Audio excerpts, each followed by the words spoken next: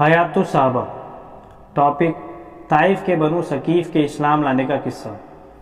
ابن اسحاق نے بیان کیا ہے کہ جب حضور صلی اللہ علیہ وسلم بنو ثقیف کے پاس سے واپس ہوئے تو بنو ثقیف میں سے حضرت عروہ بن مسعود رضی اللہ تعالیٰ عنہ آپ صلی اللہ علیہ وسلم کے پیچھے چل دیے اور مدینہ سے پہلے حضور صلی اللہ علیہ وسلم کی خدمت میں پہنچ گئے اور مسلمان ہو گئے، اور آپ صلی اللہ علیہ وسلم سے اس بات کی اجازت چاہی کہ اسلام کو لے کر اپنی قوم کے پاس واپس جاؤں۔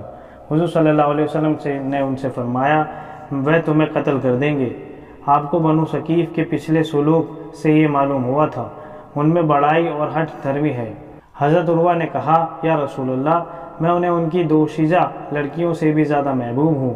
وہ واقعی بنو ثقیف میں بہت محبوب تھے، ان کی بات مانی جاتی تھی۔ وہ اپنی قوم کو اسلام کی دعوت دینے کے ارادے سے واپس ہو گئے۔ انہیں امید تھی کیونکہ ان کا بنو ثقیف میں بڑا درجہ تھا، اس لیے بنو ثقیف ان کی مخالفت نہیں کریں گے۔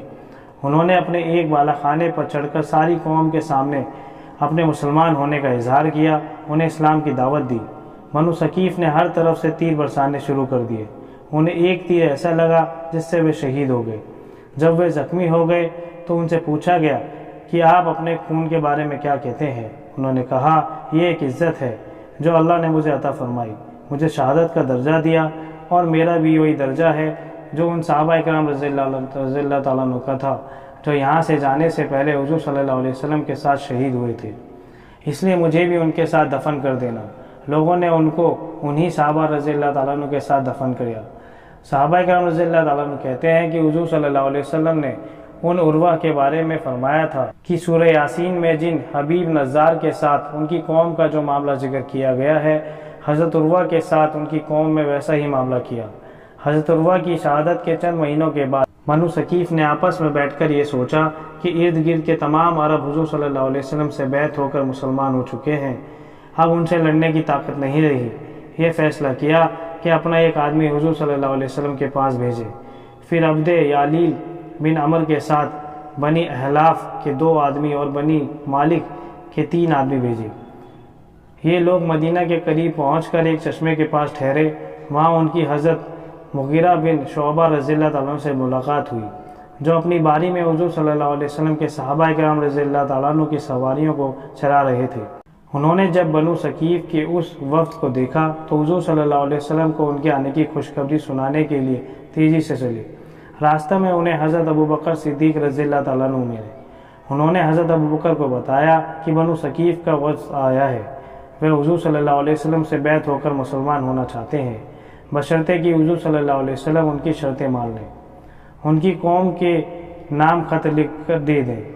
حضرت ابوبکر رضی اللہ عنہ نے حضرت مغیرہ سے کہا، میں تمہیں قسم دیتا ہوں کہ تم مجھ سے پہلے حضور صلی اللہ علیہ وسلم کے پاس مت جاؤ، میں جا کر خود حضور صلی اللہ علیہ وسلم کو بتاتا ہوں۔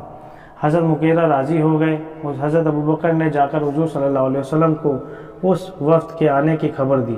حضرت مغیرہ اس وفد کے پاس واپس گئے، ان کو ساتھ لے کر اپنے جانور واپس لے آئے۔ راستے میں اس وفد کو سکھایا کہ وہ حضور صلی اللہ علیہ وسلم کو سلام کیسے کریں، لیکن انہوں نے حضور صلی اللہ علیہ وسلم کو جہالت کے طریقے پر ہی سلام کیا۔ جب یہ لوگ حضور صلی اللہ علیہ وسلم کی خدمت میں پہنچے تو ان کے لیے مسجد میں خیمہ لگایا گیا۔ حضرت خالد بن سعید بن عاص رضی اللہ تعالیٰ عنہ حضور صلی اللہ علیہ وسلم کے اور اس وقت کے بیچ واسطہ تھے۔ جب وہ اس وقت کے لیے حضور صلی اللہ علیہ وسلم کے یہاں سے کھانا لے کر آتے تو جب تک ان سے پہلے حضرت خالد اس کھانے میں سے نہ کھا لیتے، وہ اس کھانے کو ہاتھ نہ لگاتے۔ حضرت خالد نے ہی حضور صلی اللہ علیہ وسلم کی طرف سے ان کے لیے خط لکھا تھا۔ انہوں نے حضور صلی اللہ علیہ وسلم کے سامنے اپنی یہ شرط رکھی تھی کہ حضور صلی اللہ علیہ وسلم 3 سال تک طاغیہ بت یعنی لات کو رہنے دیں۔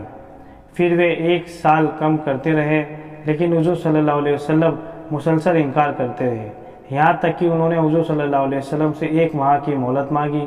جس دن وہ لوگ مدینہ آئے ہیں اس دن سے 1 مہینے تک اس بت کو باقی رکھنے کی اجازت دے دی جائے۔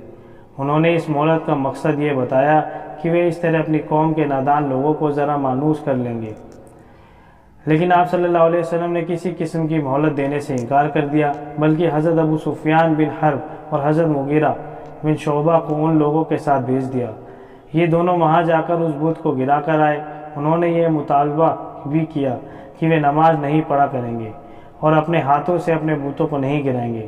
حضور صلی اللہ علیہ وسلم نے فرمایا، اس بات کا تو ہم مان لیتے ہیں کہ تم اپنے ہاتھ سے بتوں کو نہیں گراؤ گے، لیکن تم نماز نہ پڑھو یہ بات نہیں مان سکتے، کیونکہ اس دین میں کوئی خیر نہیں جس میں نماز نہ ہو۔ انہوں نے کہا اچھا ہم نماز پڑھ لیں گے تو ویسے یہ گھٹیا عمل ہے۔ حضرت عثمان بن ابی العاص رضی اللہ عنہ فرماتے ہیں کہ ثقیف کا وفد حضور صلی اللہ علیہ وسلم کی خدمت میں آیا۔ آپ صلی اللہ علیہ وسلم نے ان کو مسجد میں ٹھہرایا تاکہ ان کے دل پر زیادہ اثر پڑے۔ انہوں نے اسلام لانے کے لیے حضور صلی اللہ علیہ وسلم کے سامنے یہ شرطیں پیش کی۔ جہاد میں جانے کے لیے ان کو کہیں جمع نہیں کیا جائے گا، ان کی پیداوار کا کچھ 10واں حصہ نہیں لیا جائے گا، وہ نماز نہیں پڑھیں گے، ان کا امیر کسی اور قبیلے سے نہیں بنایا جائے گا۔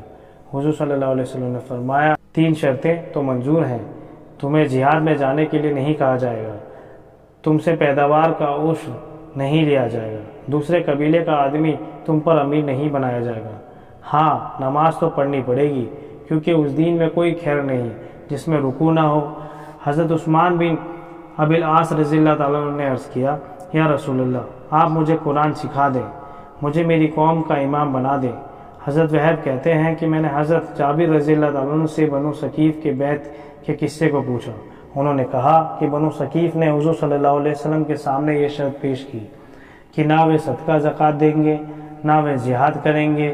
حضور صلی اللہ علیہ وسلم نے ان شرطوں کو مان لیا، اور حضرت جابر نے حضور صلی اللہ علیہ وسلم کو بعد میں یہ فرماتے ہوئے سنا کہ جب یہ لوگ مسلمان ہو جائیں گے تو خود ہی یہ صدقہ زکوٰۃ دینے لگ جائیں گے، جہاد کرنے لگ جائیں گے۔ حضرت اوس بن حذیفہ رضی اللہ عنہ فرماتے ہیں کہ ہم ثقیف کے وفد میں شریک ہو کر حضور صلی اللہ علیہ وسلم کی خدمت میں آئے۔ بنی احلاف کے لوگ حضرت مغیرہ بن شعبہ کے پاس ٹھہرے اور بنی مالک کو حضور صلی اللہ علیہ وسلم نے اپنے خیمے میں ٹھہرایا۔ آپ روزانہ عشاء کے بعد ہمارے پاس تشریف لاتے، کھڑے کھڑے ہم سے باتیں کرتے، اتنی دیر کھڑے رہتے کہ آپ تھک جاتے، باری باری سے دونوں پیروں پر آرام لیتے۔ زیادہ تر آپ صلی اللہ علیہ وسلم ان تکلیفوں کا تذکرہ کرتے جو آپ صلی اللہ علیہ وسلم کو اپنی قوم قریش کی طرف سے پیش آئی۔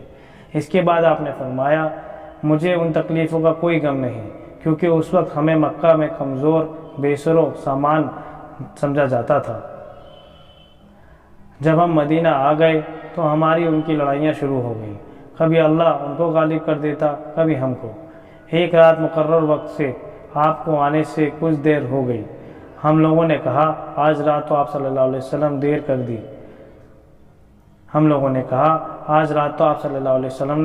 دی۔